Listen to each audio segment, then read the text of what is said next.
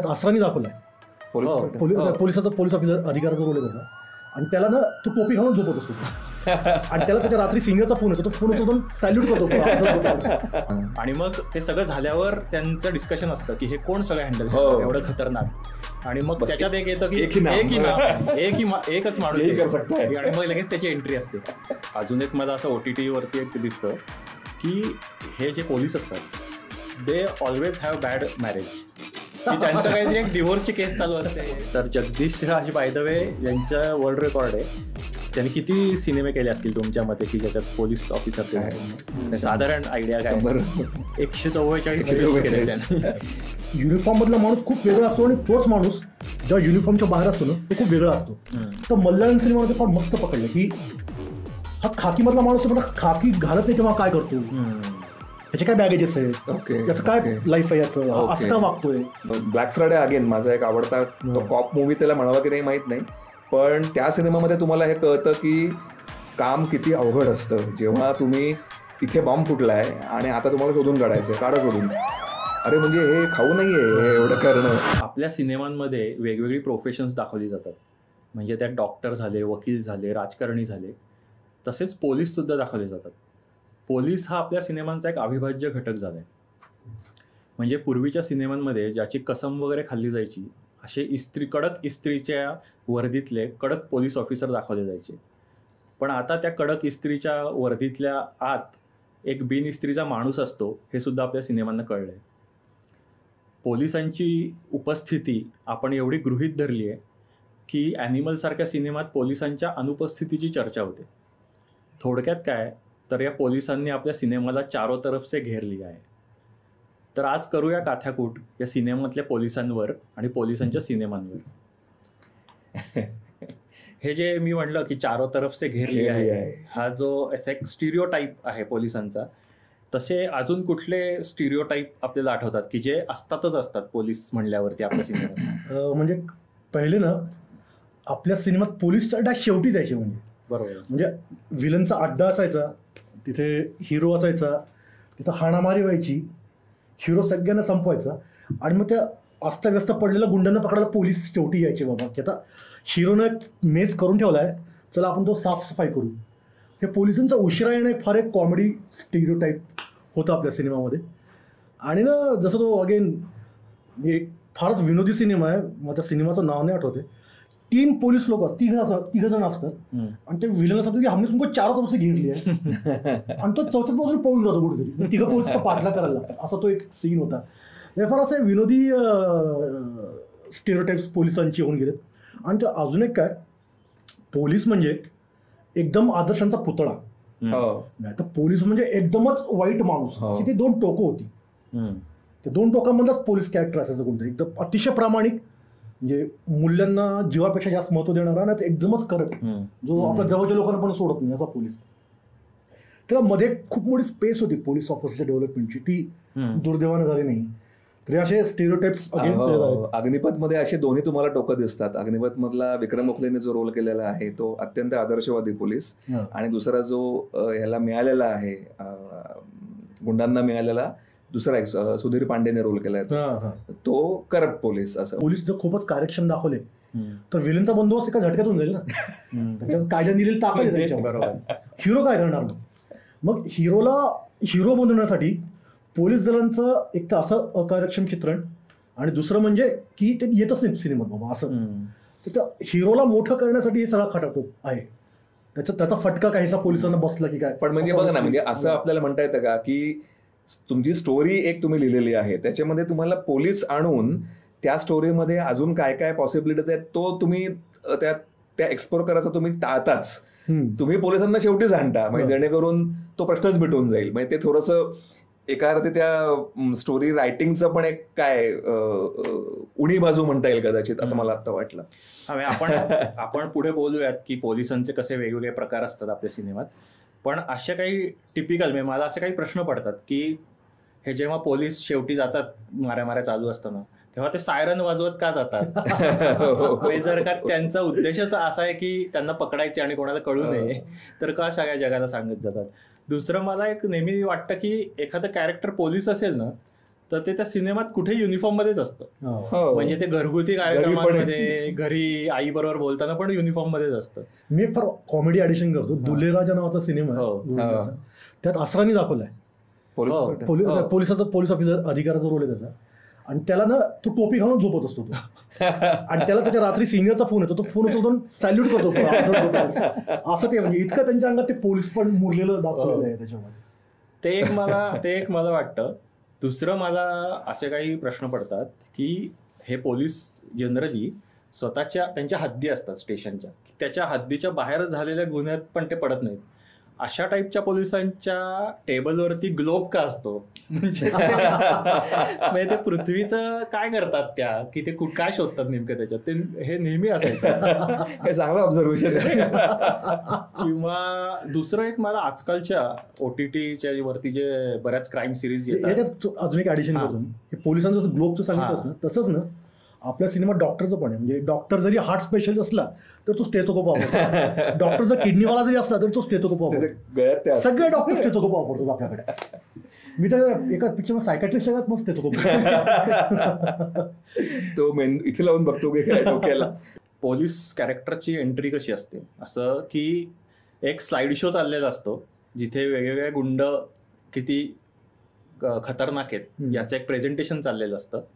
की त्याचं एक टिपिकल जुन्या सिनेमामध्ये प्रोजेक्टर असायचा ज्याचा आवाज यायचा, आणि मग आजकालच्या याच्यात कदाचित PPT असतं. आणि मग ते सगळं झाल्यावर त्यांचं डिस्कशन असतं की हे कोण सगळं हँडल करतं एवढं खतरनाक. आणि मग त्याच्यात एक येतं की एकच माणूस आणि मग लगेच त्याची एंट्री असते. असे एक अजून एक सांगतो तुम्हाला, असं पण बऱ्याच सिनेमात घडलं की हिरो साध्या वेशात गेला, जो पोलीस ऑफिसर आहे तो साध्या वेशात गेलाय, गुंडांना काय मिळतं, ते बिंदास मग त्याची खिल्ली उडवतात, त्याला काही करतात, त्याच्यासमोर अन्य अत्याचार करतात, आणि मग तो वर्दी घालून येतो तेव्हा सांगतो की मी पोलीस ऑफिसर. गंगाजल मध्ये असं एक सीन, अजय देवगण बस असतो पहिलीच अशी जेव्हा पोस्टिंग होतात, रावडी राठोड मध्ये असं एक सीन आहे की तो आपल्या मुलीला घेऊन स्टेशनवर तो पहिल्यांदा येतो, ते हमाल म्हणतात की असं कसं, आणि त्याच्या मुलीवर टॉन्ट करतात. शूल मध्ये असा सीन आहे, शूलच्या सुरुवातीलाच की मनोज वाजपेयी आपल्या फॅमिली सोबत येतो, तिथे लोक त्याला वाईट ट्रीट करतात. मग जेव्हा त्यांना कळते की पोलीस आहे तेव्हा ते एकदम लाईनीवर जातो. अजून एक मला असं OTT वरती एक दिसतं की हे जे पोलीस असतात they always have bad marriage, की त्यांचं काहीतरी एक डिव्होर्सची केस चालू असते. OTT मधले म्हणतो कधीच, किंवा इव्हन शैतान मधला राजीव खंडेलवाल पण घरी प्रॉब्लेम चालू असतो, सेपरेशन शेवटी एकत्र येतात, ते नेहमी त्यांची डिव्होर्स केस चालू असते.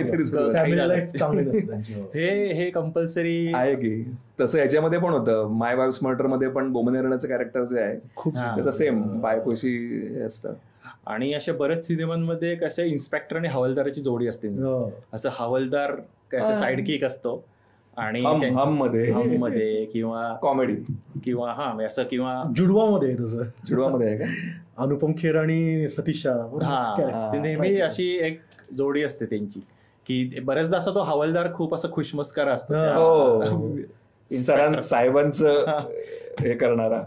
आपण हे स्टिरियोटाइप्स बद्दल बोललो तर ते वगळता किंवा जनरली एक तुमचे आवडते कॉप मूव्हीज कुठले आहेत, म्हणजे असे आपल्या बॉलिवूडच्या सिनेमातले किंवा इंडियन सिनेमातले? अब तक 56 हे माझा all time favourite cop movie आहे. म्हणजे अब तक 56 बद्दल मी पुष्कळ वेळा तो सिनेमा खूप वेळा बघितलाय आणि खूप वेळ बोलू शकतो असा सिनेमा आहे तो.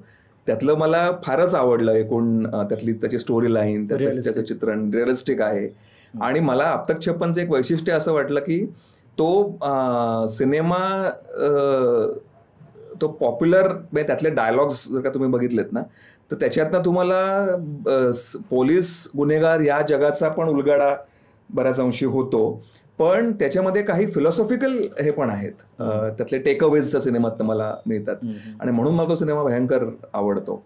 अब तक 56 फर्स्ट पार्ट, सेकंड पार्ट नाही विशेष आवडलेला, पण फर्स्ट पार्ट नक्की आवडतो. ती एक फेवरेट कॉप मूव्ही म्हणता येईल. सेहर एक सुंदर सिनेमा होता. सेहर 2000 मधला, 2008च्या आसपास मुंबईत महापूर जेव्हा आला होता ना, तो आला होता मला असं आठवतं. कबीर कौशिकचं डिरेक्शन आहे. त्यामुळे पण सेहरचं काय वैशिष्ट्य आहे म्हणजे तुला काय सेहरचं मला म्हणजे तो सिनेमा खूप वर्षांपूर्वी बघितलाय, आता एकदा परत ते रिव्हिजिट करायला पाहिजे. पण त्याच्यात मुख्य त्यातलं जे काय म्हणायचं आपल्याला सरप्राईज पॅकेज म्हणा किंवा मुख्य आकर्षण त्या सिनेमातलं की अर्शद वारसीने जो रोल केलाय ना सेंट्रल, म्हणजे अर्शद वारसी हा अभिनेता इतका टाईपकास्ट खरं झालेला आहे विनोदी भूमिकांमध्ये, पण तो काय डेप्थचा रोल करू शकतो. एक त्याने अलीकडे जो जॉली एल बी केला त्याच्यामध्ये परत ते जाणवलं खरं, पण सेहरमध्ये त्याने पहिल्यांदा ती चुणूक दाखवली होती. आणि पोलीस ऑर्गनाइज पद्धतीने कसं काम करू शकतात आणि कसं क्राईमला हँडल करतात, आणि ते उत्तर भारतातली कथा आहे ती, तर त्या उत्तर भारतातल्या सगळ्या बॅकड्रॉपवरती तिथे त्यावेळेला मोबाईल नवीन आलेले आहेत, त्यामुळे मोबाईलचं ट्रेनिंग वगैरे मिळतं पोलिसांना. त्या ट्रेनिंग दरम्यान काय काय गमती जमती होतात, हे सगळे पैलू जे आहेत वास्तवाचे फार त्यांनी प्रत्येकारी पद्धतीने मांडले. त्यामुळे सेहर अगदी जरूर बघावा असा कॉप मूवी आहे. सेहरमध्ये ना त्यांनी एक राज्यशास्त्रातली कन्सेप्ट घेतली वर्चस्व नावाची. येस, वर्चस्व म्हणजे नेमकं काय. ओके. आणि ते वर्चस्व त्यांनी त्या लढाईमधून दाखवले गँगस्टरच्या आणि पोलिसांच्या, की वर्चस्व कोणाचं राहणार इथल्या ज्या भागावर या जनतेवर. तो फार एक मस्त आस्पेक्ट आहे. मला वाटतं अब तक 56 मध्ये पण डिस्कशन आहे ना की पॉवर आणि न्यूसेन्स. ते तर म्हणजे तो कमाल डायलॉग आहे तो. संदीप श्रीवास्तव डायलॉग रायटर आहे त्याचा, आय थिंक चिमित अमीन डिरेक्टर आहे. पण तो शेवटी जे ते मी तर ते अनेक वेळेला तो शेअर केलेला आहे डायलॉग अब तक 56 मध्ये. मला जंजीर मला खूप आवडतं, कारण जंजीरची मी खासियत सांगतो. आज ज्याला मसाला मूवीज हा जो जॉनर म्हणतो ना, राईट, तो जंजीर पण सुरू झाला. ज्याचे सगळे पॅन इंडियन सिनेमे बनतात, मसाला फिल्म, बरोबर, तेलुगू, तमिळ, ह्या सगळ्यांचा एक पूर्वज म्हणजे अँग्री यंग मॅन. तू म्हणतोस अँग्री यंग मसाला मूवी, की ज्यात सगळे एलिमेंट्स ठासून भरलेत मनोरंजनाचे. त्यात कॉमेडी आहे, त्यात आयटम सॉंग आहे, त्यात उत्तम गाणे आहेत, रागावलेला नायक आहे जो एकाच खूप विलन लोकांना मारतो. हे जंजीरच्याच फार नवीन होतं, असं यापूर्वी कधीच झालं नव्हतं भारतीय सिनेमात. सस्पेन्स पण आहे. तर त्यात सगळे एलिमेंट्स ठासून सलीम जावेदला ते क्रेडिट द्यावं लागतं, मसाला मूवी जॉनर क्रिएट करत जातं. आता लोकांना दुर्दैवानं असं वाटतं की तेलुगू आणि तमिळ सिनेमा म्हणजे मास मसाला, ते नाही. तसं ते ऍक्च्युअली जंजीर पण सुरुवात झाली मास मसाला मूवीची. आणि तेव्हा जंजीर हा मला स्वतःला फार आवडतो. आणि त्यात अमिताभने जो इंटेन्स परफॉर्मन्स दिलाय आणि त्याचा खूप रॉ होता, नवीन होता. बरं, तो असा पारंपरिक हिरोच्या व्याख्येत बसणार नव्हता. लोक म्हणतात का घोड्यासारखं तोंड असणारा हिरो, हा कसा हिरो बनेल, तो हिरो झाला त्याच्यामध्ये. तर मग ते फार अमिताभ युगाची सुरुवात आणि मास मसाला सिनेमाची सुरुवात म्हणून मला जंजीर आवडतो. अर्धसत्य वॉज अँटी जंजीर आहे. बरोबर, अगदी बरोबर. की जर जंजीरचा कथाने जर रिअलिस्टिक स्पेसमध्ये घडलं असतं तर ते अर्धसत्य सागर झालं असतं. आणि जर अमिताभ जंजीर आलं असतं तर अर्धसत्य पण बनलं नसतं, असं माझं एक प्रामाणिक मत आहे. म्हणजे कशाने म्हणतोस तू? कारण एक पोलीस अधिकारी जो सिस्टमशी लढतोय, विलनशी लढतोय, हे जे टेम्पलेट आहे, जंजीरनं आणलंच नसतं, जंजीर आलं नसता त्याच्यामुळे अर्धसत्य बनलं असतं. असा एक प्रश्न. त्यांनी दुसरा कुठलाही चांगला सिनेमा बनवला असतं, पण अर्धसत्य बनलं असतं. पण अर्धसत्य प्रचंड रिअलिस्टिक आहे, त्याचा शेवट खूप डार्क आहे. की जंजीर बाकी कॉप मूव्ज मध्ये हॅपी एंडिंग होता शेवटी, ती अर्धसत्यमध्ये नाही होत नाही. म्हणजे मला आठवतं की त्याचे 2 लिहिले होते तेंडुलकरांनी, 2 ड्राफ्ट लिहिले होते. अच्छा. एका ड्राफ्ट मध्ये वेलणकर स्वतःला गोळी म्हणून आत्महत्या करतो. ओके. दुसऱ्या ड्राफ्ट मध्ये तो मारतो सदाशिव अमरापूरच्या कॅरेक्टरला. आणि तेंडुलकरांची इच्छा होती की पहिला जो शेवट आहे तो ठेवावा, की वेलणकर व्यवस्थेला कंटाळून गोळी मारून आत्महत्या करतो. त्यांच्यामध्ये हा जास्त रिअलिस्टिक शेवट सुद्धा असता. पण गोविंद निलानीला वाटत होतं की दुसरा शेवट जास्त होपफुल पण आहे. होपफुल म्हणजे विलन मरतो त्याच्यामध्ये ना शेवटी. तर ते त्यामुळे अर्धसत्य माझा फार आवडता मूवी, की तो जे जंजीर करत नाही तो करायची हिंमत करतो रिअलिस्टिक स्पेसमध्ये. आणि तिसरा म्हणजे खाकी. ओके. कारण मी I am big Rajkumar Santoshi fan, मला त्याचा प्रत्येक सिनेमा आवडतो. आणि खाकीमध्ये ना इतके प्रोफेशनल एलिमेंट ठासून भरले होते, तरी ती सैनिक पोलिसांबद्दलची फिल्म होती. त्यात पोलिसांचे वेगवेगळे छापे होते. म्हणजे अक्षय कुमारचं कॅरेक्टर फार इंटरेस्टिंग होतं. पैसा खाणारा, त्याला काही नाही पडली जबाबदाऱ्यांची वगैरे, असा एक पोलीस ऑफिसर होता. आणि त्याचा आर्क बदलत शेवटी तो कसा आपल्या कर्तव्याच्या कडे जातो पुन्हा, ते फार छान दाखवलं होतं. आणि त्यात अमिताभ बच्चनचं कॅरेक्टर जो होतं की आता त्याचं करिअर पहिलं संपलंय आता, आणि सिस्टमची इच्छा की याने जिवंत वापस येऊ नये, याचं तिकडेच काहीतरी होऊन जावं असं त्या सिनेमात प्लॅन असतो त्यांचा. पण तो सगळ्यावर मात करतो. म्हातारा म्हणजे अँग्री यंग जंजीर करणारा अमिताभ तोपर्यंत अँग्री ओल्ड मॅन म्हणलं होतं. तो तिथून कसं आपल्या टीमला नॅव्हिगेट करतो ते फार सुंदर दाखवलं होतं. त्यात इमोशनल एलिमेंट्स फार सुंदर होते सिनेमात. म्हणजे अक्षय कुमारचा ट्रॅक जसा संपतो, मी स्पॉइलर नाही सांगत, की फार इमोशनल सीन होता आणि खूप धक्कादायक सीन होता की असं कसं घडलं बाबा. अजय देवगणने व्हिलन फार सॉलिड केला होता खाकीमध्ये. अजय देवगणला दुर्दैवाने क्रेडिट नाही मिळालं सिनेमात जास्त, पण Ajay Devgan was outstanding in that movie. तर हे 3 मूवी आहेत म्हणजे जंजीर, अर्धसत्य आणि खाकी, म्हणजे फार आवडतं. फेवरेट. अमिताभने बरेच रोल केलेत का फक्त जंजीर खाकीमध्ये पोलिसाचे रोल किती? 86 मध्ये होता. हा, 86 मध्ये होता. 86 मध्ये मला वाटतं तो आता तो दीवारना इंद्रजित नावाचा सिनेमा होता, पण इंद्रजित. आणि तो हा होता की मेजर साहेब, पण तो आर्मी आहे, तो आर्मीच आहे, तो पोलीस याच्यातला नाहीये. पोलीस मधला बघायला पाहिजे खरं अजून. पण असं बरेच रोल असतील पोलिसाचे त्याचे, पण हे 2 रोल फार स्पेशल आहेत म्हणजे त्याचे. जसं लास्ट पोलीस रोल ना पहिला पोलीस. मला एक नाव एकदम रेकमेंड करावं असं वाटतं. सोनी नावाची एक फिल्म मध्ये येऊन गेली, इवा नायर नावाचा तो परकीय याच्यातला डिरेक्टर. नेटफ्लिक्स मूवी होती ती स्लो बर्न मूवी आहे, पण अप्रतिम मूवी आहे. म्हणजे बघितलं नसेल तर सगळ्यांनी जरूर बघावी अशी आहे. म्हणजे पोलीस कॉन्स्टेबल मुलगी आहे ती, आणि ती जी अभिनेत्री, तिचे फार सिनेमे नाही आलेले, गीतिका असं तिचं नाव आहे, पुढचं नाव मला आठवत नाही, पण तिने 2-3 थप्पडमध्ये तिचा एक रोल आहे छोटासा, पण ती फार ताकदीची अभिनेत्री आहे.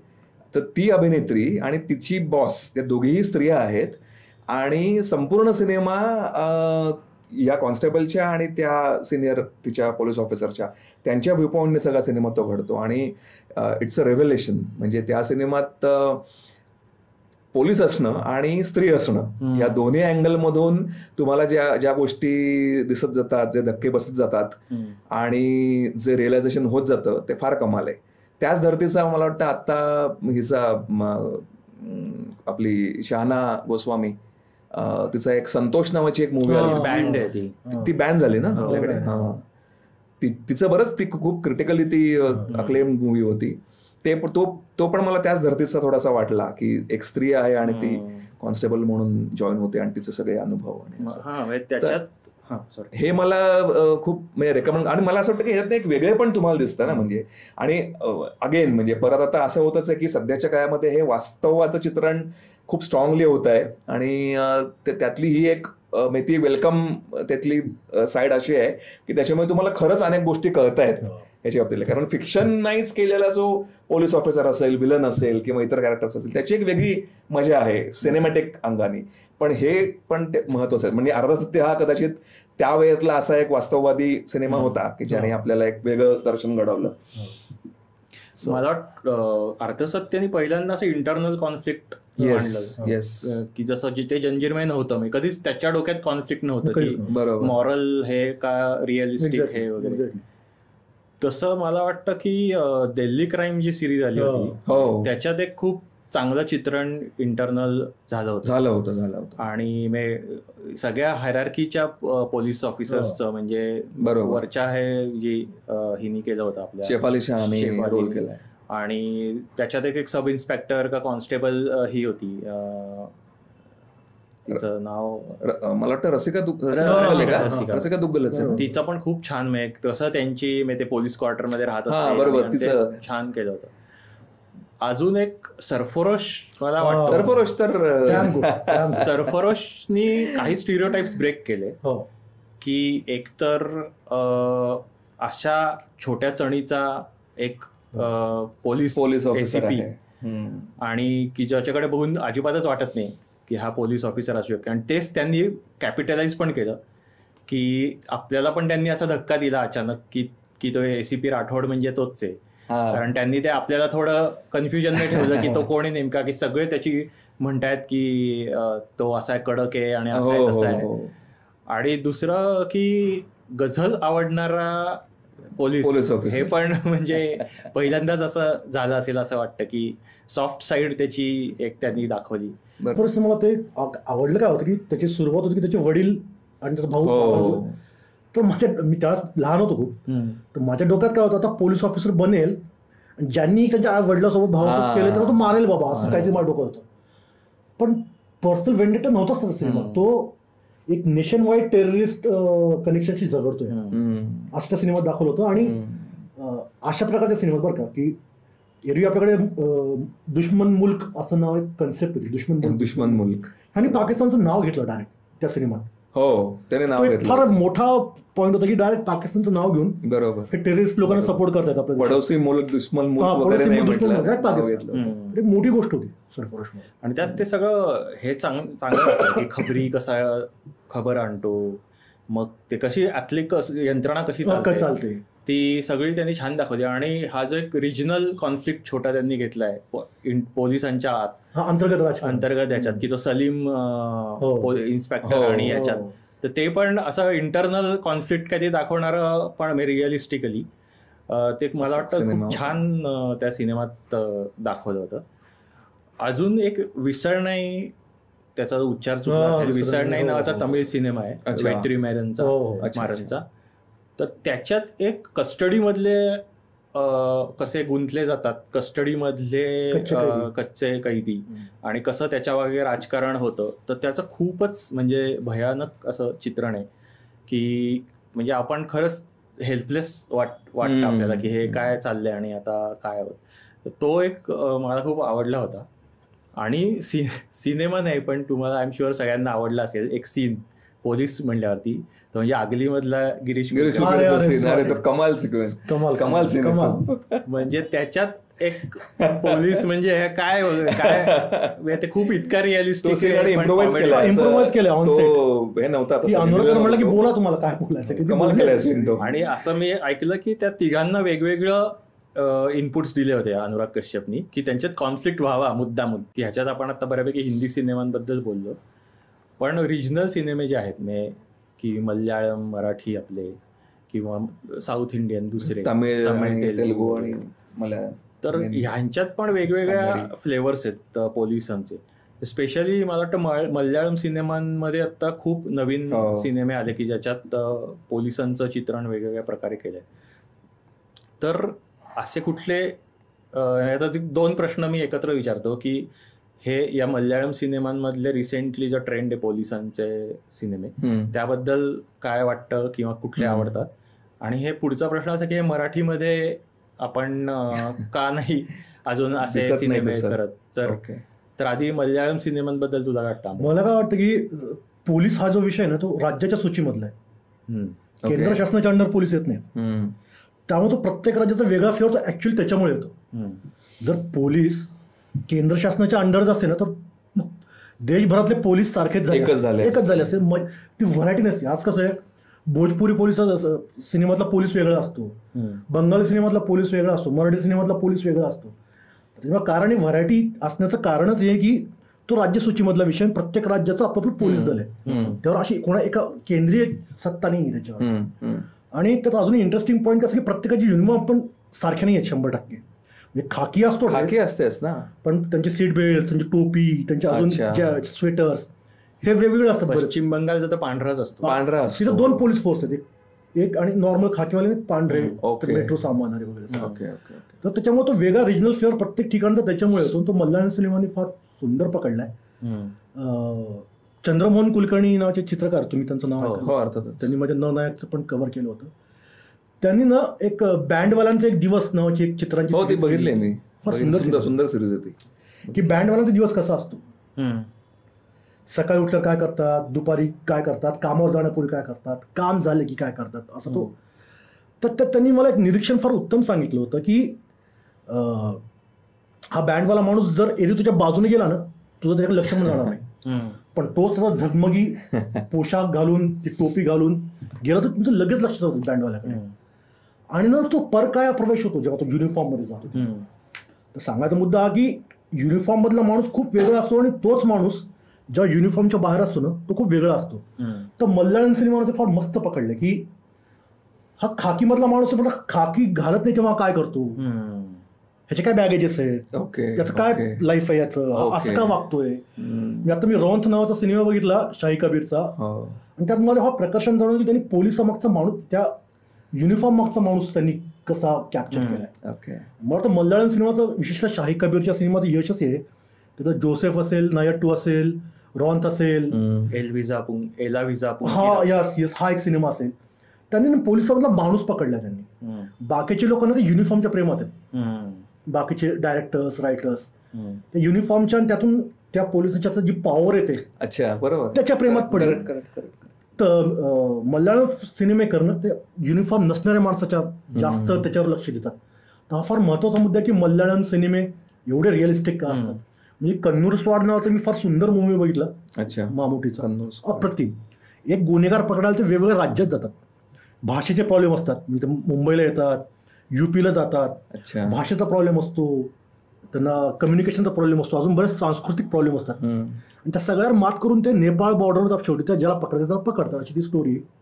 पण त्यात त्यांनी एकाच सिनेमात अनेक राज्यातले पोलीस कव्हर केले. त्यात गिरीश कुलकर्णी आहेत का? नाही, तो दुसरा, तो वेगळा सिनेमा. ते तो ती टीम महाराष्ट्रातून तिचं केरळमध्ये त्याच्यात काही कथा नाही, मला नाव नाही आठवत. पण कन्नूर स्क्वॉडमध्ये त्यांनी सगळ्याच भारताच्या राज्यातल्या पोलिसांच्या स्क्वॉडचा त्यांनी वेध दिला. ते फार सुंदर आहे. तर मल्याळम सिनेमा हे करतो की ते वर्दीच्या बाहेर असणाऱ्या माणसाला जास्त प्राधान्य देतात असं वाटतं मला वाटतं की मल्याळम सिनेमाने पोलिसांचे मानसिक प्रश्न हे खूप छान हाताळले. खूप छान की तो म्हणला फक्त ह्युमन असं नाही तर थेट मानसिक प्रश्न आहे, मानसिक आरोग्याचे प्रश्न.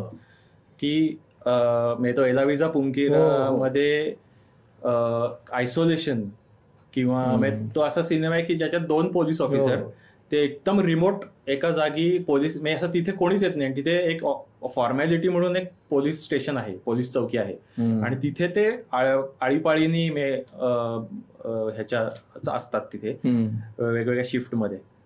तर त्याच्यात एक त्याच्यात दुसरा सस्पेन्स स्टोरी पण आहे. पण त्याच्यात एक आयसोलेशन हा भाग पोलिसांच्या वाट्याला येणारा हा खूप छान दाखवला.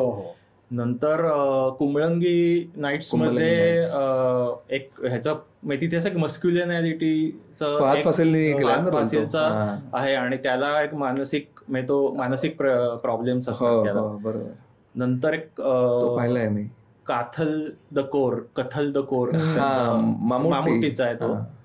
तर त्याच्यात मामुट्टी एकदम तो असा एकदम सॉफ्ट साईड तो पोलीस असतो आणि त्याची सॉफ्ट साईड असं दाखवले की तो गे असतो आणि मग तो हाऊ ही कम्स आउट आणि हे सगळं त्याच्यात केअरिंग साईड त्याच्या बायकोची वगैरे असं सगळं छान. हे पोलीस असूनही ते माणसं आहेत. म्हणजे जसं तू म्हणलास की पोलिसांमागचा माणूस, वर्दीच्या आतला बिनइस्त्रीचा माणूस, तो छान मल्याळम सिनेमांनी दाखवला. मला आता तू म्हणत एक आठवलं म्हणून शेअर करतो पटकन. ब्रुकलिन 99 म्हणून एक सिरीज आहे. तर ती कॉमेडी सिरीज आहे. ब्रुकलिन म्हणजे एका पोलीस स्टेशन मध्ये घडणाऱ्या सगळ्या गमती कम्प्लिटली कॉमेडी आहे आणि सगळे पोलिसांचे कॅरेक्टर्स सुद्धा अगदी वैशिष्ट्यपूर्ण आहेत सगळ्यांची आणि ती अप्रतिम सिटकॉमच आहे ती. त्याच्यामध्ये त्या पोलीस स्टेशनचा जो हेड आहे ना तो ब्लॅक आहे आणि तो गे असून त्याचा पार्टनर जो आहे तो व्हाईट आहे आणि दोघेही प्रौढ पुरुष आहेत. तर मला ते फार नोटवर्दी वाटलं होतं की 2 प्रौढ पुरुषांचं त्यांनी असं रिलेशन दाखवलेलं आहे आणि त्यांचा एक इंटिमेट सीन पण आहे. म्हणजे त्या मर्यादेमध्येच आहे, ऑफकोर्स किसिंग सीन आहे तो. पण ते मला खूप कारण असं सहसा तुम्हाला चित्रण बघायला मिळत नाही आणि त्या सिरीजमध्ये त्यांनी रेसिझमचा पण एक मुद्दा ॲड्रेस केलेला आहे काही एपिसोड्समध्ये. पण हे मला फार विशेष वाटलं होतं त्या सिरीजचं. कॉप मुव्हीजमध्ये आणि ते कॉप आहेत ते दोघंही आणि सॉरी हा कॉप आहे, त्याचा पार्टनर कॉप नाहीये. या कॉप मूव्हीमध्येच ना मला वाटतं ना स्त्रिया पोलीस ऑफिसर हा एक सब जॉनर आहे वेगळा अजून. म्हणजे ना मर्दानगी. तर 80-90च्या दशकात विजय शांती नावाची हिरोईन. अरे येस येस येस येस. तिने हिंदीमध्ये पण कॉप मूव्हीज केले. हिंदी सिनेमात पण 2-3 सिनेमात पोलीस ऑफिसरचे रोल केलेत आणि ती चिरंजीवी एवढीच मुली स्टार होती. She was known for cop movies. Cop म्हणूनच तिची आणि तिचीच ती इमेजच होती स्ट्रॉंग आणि ती लेडी सुपरस्टार असं तिला बिरुदावली मिळाली. Yes yes. साऊथ मध्ये हिरोईनना द्यायची पद्धत आहे ना हिरोला की mega star, jubilee star, natural star. तर ती पहिली हिरोईन अशी की तिला लेडी सुपरस्टार अशी पदवी मिळाली होती. ते डब मुंबई की किरण बेदी नावाचा सिनेमा तीच ना? नाही ती वेगळी. पण तिने पण असे बरेच रोल केलेत बरं का. हिरोईनचं नाव मला माहित नाही. तिने असे बरेच कमी सिनेमे स्वतः तिचे असे बघितले. रेखाचा पिक्चर आहे फुल बनी अंगारे. ती थीम तीच आहे की तिच्यावर काहीतरी अत्याचार होतो मग ती बदला घ्यायला पोलीस ऑफिसर बनते.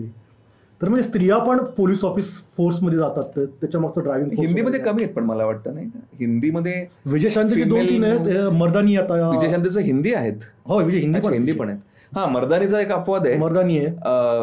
आता दीपिका पदुकोण दिसली होती.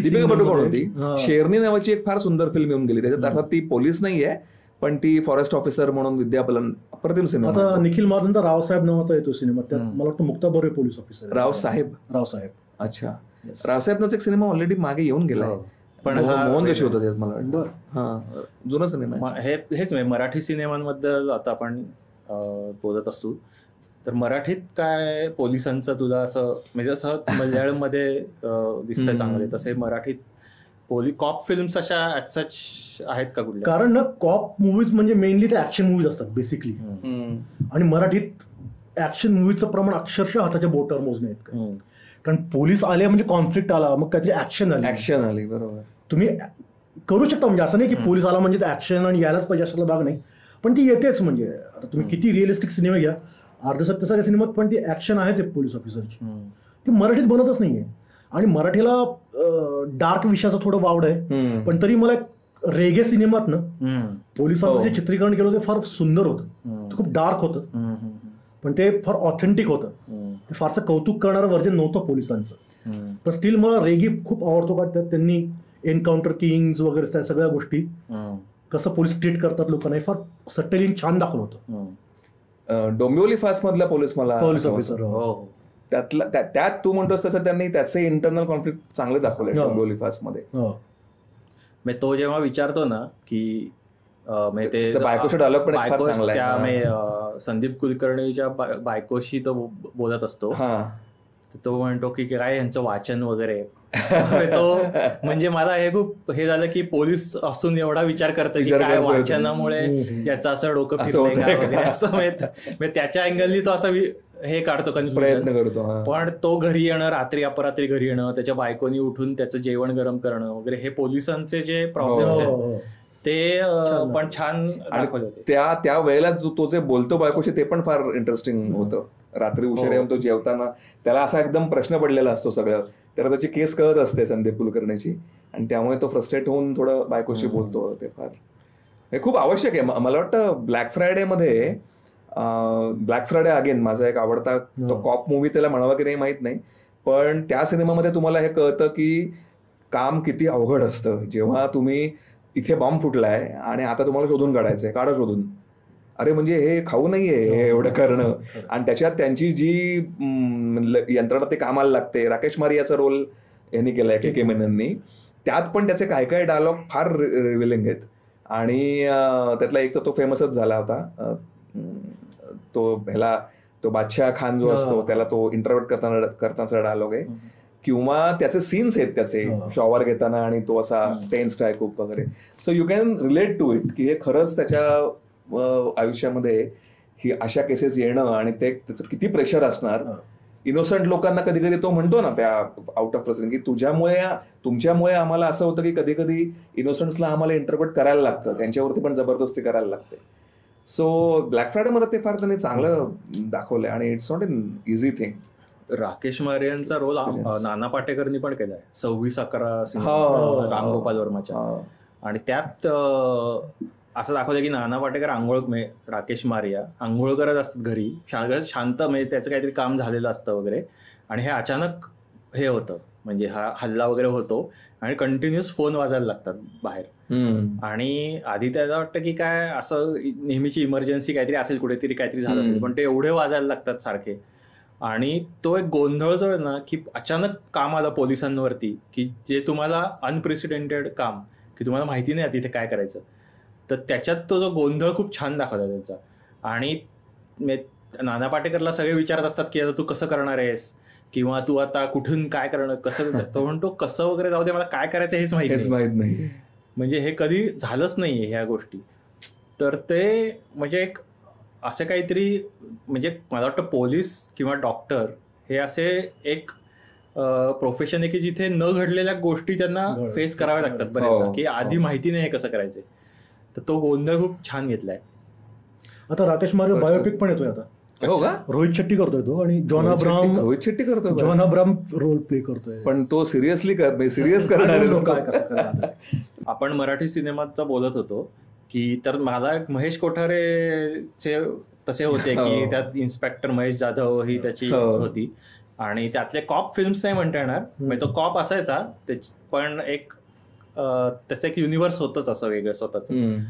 आणि तो एक दे दणादण नावाचा सिनेमा आठवतो ज्यात लक्ष्मीकांत बेर्डे हवालदार असतो, तर ते असं एक त्यांनी ते एक जोडी घेतली आहे.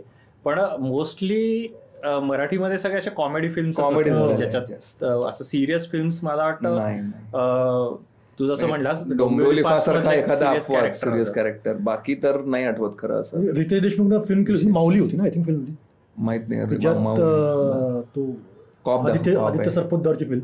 ओके, अच्छा. त्या 2 फिल्म कन्फ्युजन होतं मला नेहमी की पहिली कुठली निशिकांत कामतची फिल्म रितेश देशमुखची, ते हात भारी, लय भारी तो लय भारी. दुसरा माऊली. त्यात असं वाटतं का की आपल्याला एक अट्रॅक्शन आहे या खूप गोष्टींचं, असं की एक पोलीस कसे काम करतात किंवा कसे शोधून काढतात, तर असं काय वाटतं की असं काय अट्रॅक्शन आहे किंवा काय जगभरच आहे का फक्त आपल्या भारतीय लोकांना आहे का? मला वाटतं जगभर आहे, पण भारतीयांबद्दल स्पेशली बोलायचं म्हणजे ना, भारतीय लोकांना एकूणच क्राईम थ्रिलर्सचं आकर्षण आहे. क्राईम आणि थ्रिलर आहे म्हणजे पोलीस आलेच तिथे साईड बाय साईड. म्हणजे तुम्ही कुठल्या रेल्वे स्टेशनला गेलात आणि तिथे विचारलं की तुम्ही जास्त काय वाचता, तर ते उपन्यास असतात जाडजूड क्राईमचे, ते विकले जातात. मला एका संपादकांनी मागे सांगितलं होतं की कुठल्याही पेपरमध्ये सगळ्यात जास्त वाचलं जाणारं पान असतं क्राईम बीटचं पान. अच्छा. लोक संपादकीय नाही वाचत बरं का, लोक क्राईमच्या बातम्या वाचतात. आपल्या टेलिव्हिजनवर सगळ्यात जास्त चालणार असेल CID असेल, सावधान इंडिया असेल, तत्सम अजून जे असेल ते सगळं क्राईमशी रिलेटेड आहे. तर त्याच्यामुळे आपल्या लोकांना ते आवडतं वाचायला, हे तर फारच आहे. म्हणजे त्याची सायकोलॉजिकल अनालिसिस करतो व्हायला पाहिजे की आपला क्राईमचं OTTवरचे सगळ्यात हिट शो कुठले आहेत? दिल्ली क्राईम आहे, पाताल लोक आहे, अजून फॅमिली मॅन पण आहे. अगेन तर ते लोकांना आवडतं, ते क्राईम, ते गुन्हेगारांचं जग, ते पोलिसांचे जग, एक्साइटमेंट आहे ना, थ्रिल आहे. ते तुमच्या रोजच्या आयुष्यात वेगळं आहे ऍक्च्युली ते. आणि पाताल लोकचा by the way cop movie म्हणून सिरीज येते, पण तो कॅरेक्टर त्यांनी फारच सुंदर घेतलेलं आहे. हाथीराम चौधरी, जयदीप अहलावतचं कॅरेक्टर, ते फारच मस्त घेतले. आणि त्याच्यात परत ते येत आहे की आपण आता हे जे सारखं बोलतोय ना की त्या पोलिसाचं पर्सनल लाईफ, कॉन्फ्लिक्ट्स, त्याचे डिलेमाज, ते सगळं, म्हणजे त्या ह्याच्यामध्ये जयदीप अहलावत सुंदरच काम केलंय. एका सीनमध्ये त्याला जेव्हा कळतं की आपला जो कलिग आहे तो गे आहे, तर तेव्हा त्याची रिएक्शन फार बघण्यासारखी आहे. त्याने ते खूप असं कॉम्प्लेक्स त्याची रिएक्शन त्याने दिलेली आहे आणि ती त्याच्या अभिनयाच्या बळावर त्याने ती इतकी सुंदर तो प्रसंग सादर केलाय. फारच मला आवडलं ते. म्हणजे तुला काय वाटतं की तुला काय अट्रॅक्ट करतात ह्या कॉप मूव्हीज किंवा कॉप फिल्म्स? मला हेच कारण आहे की एकतर थ्रिल तर तुम्हाला आवडतच, आणि मला असं मला वाटतं, माझ्या बॅक ऑफ माइंड बहुतेक ते आहे की द गुड शुड विन. म्हणजे अल्टिमेटली इन द म्हणजे एक लार्जर ह्याचा विचार करता तुम्हाला क्रिमिनल्सचं अट्रॅक्शन असतं हे मला मान्य. म्हणजे मला स्वतःला सुद्धा ते गॉडफादर माझी आवडती मूव्ही आहे किंवा गँग्स ऑफ वसेपुरा माझी आवडती मूव्ही आहे, पण मला एक असं वाटत राहतं समाव आतून की शेवटी हा एक संदेश गेला पाहिजे की बाबा द गुड प्रिव्हेल्स, अल्टिमेटली ते गुड हे होईल. त्याच्यामुळेच स्ट्रॉंग कॉप असणं सिनेमामध्ये मला अप्तक चप्पन म्हणूनच आवडतो. तो एक स्ट्रॉंग त्याचा कॅरेक्टर आहे, किंवा अजून इतरही अशी काही सैरचा जसा आपण मगाशी उल्लेख केला. सो तिथे मी कुठतरी ना त्या सिनेमाला वास्तवाशी जोडायचा बहुतेक प्रयत्न करतो की वास्तवामध्ये जे खरंच सुरू आहे तिथे आपल्याला दिसतं ना की वास्तवामध्ये समजा तुमची लॉ अँड ऑर्डर समजा इफेक्टिव्ह असेल तर खरंच खूप प्रश्न सुटतात रे आज. आणि आज आपण बघतो तसं नसल्यामुळेच अनेक प्रश्न येतात. त्या बॅकड्रॉप वरती हे मला आवडतं, म्हणून बहुतेक मला कॉप मूव्हीज आवडतात. टॅगलाईनच फार मस्त आहे, it's dirty job but someone has to do it. टॅगलाईनच फार मस्त आहे. एक प्रश्न मला विचारायचा आहे की असा एक आरोप होतो की एन्काउंटर्सचं एक व्हॅलिडेशन केलं जातं या फिल्म्समध्ये, किंवा एक कसं गरजेचे आहेत एन्काउंटर्स असा एक आरोप केला जातो अशा फिल्म्समध्ये. त्याच्याबद्दल काय वाटतं तुम्हाला? मला वाटतं की तो आरोप काही प्रमाणात सत्य आहे, कारण आपल्याकडे एन्काउंटर स्पेशलिस्ट म्हणून ज्या पोलीस अधिकाऱ्यांची नावं घेतली जातात त्यांना प्रचंड ग्लॅमर आहे. तुम्ही नावं शोधली तरी हरकत नाही. म्हणजे अप्तक चप्पनच त्याच्या ह्याच्यावरती, दयानायक वरती त्यांना प्रचंड ग्लॅमर आहे, त्यांना प्रमोशन्स मिळाले, त्यांना बढत्या मिळाल्यात. त्यांना बाकी बरेच त्याचे फायदे मिळाले त्या पोलीस अधिकाऱ्यांना. आणि सिनेमात पण हेच दिसतंय. तर जे नवीन पोलीस ऑफिसर सिनेमा बघत असतील त्यांच्या डोळ्यासमोर आयडॉल्स कोण आहेत, आउट ऑफ द वे जाऊन जस्टिस देणारे पोलीस, व्हिजिलांटीज. मग व्हिजिलांटी आणि पोलीसमध्ये फरक काय, असा एक प्रश्न. ते पडद्यावर बघायला किती रोमॅन्टिक वाटत असलं तर एके दिवशी जेव्हा तुमच्यापर्यंत येईल, रेगेमध्ये फार ते ऍक्च्युअली सुंदर दाखवलं होतं फार, की तुम्हाला जे अट्रॅक्शन वाटतं लोकांचं ते लोक तुमच्या जवळ येतात तेव्हा तुम्ही ते सहन नाही करू शकत, तुम्हाला नाही सहन होणार ते. तर रेगेमध्ये फार त्यांनी सुंदर सांगितलं होतं. तर व्हिजिलंट जस्टिस त्याचं जे ग्लोरिफिकेशन जे चालू आहे सध्या, म्हणजे व्हॅन पलट गई, लोक हसून टाळ्या वाजवतात. मला ते वाटतं की एक तुम्हाला असं वाटतं की कुठतरी दूर होतंय, यू नेव्हर नो ते तुमच्या दारापाशी कधी. बरोबर. त्यामुळे आत्ताच गोष्टींना समजून संभावून विरोध करा आणि ग्लोरिफिकेशन होऊ नये. असं एक बिंबवलं जाते का की आता एन्काउंटर शिवाय दुसरा काय उरलेलं नाही, बरोबर, की काही आपण करू शकत नाही वगैरे, असं एक ते बिंबवलं त्याला. हा एक्झॅक्ट त्याचं ग्लोरिफिकेशन होत आहे म्हणजे मुळात, आणि ते बरोबर वाटते. मला तो फार धोका वाटतो.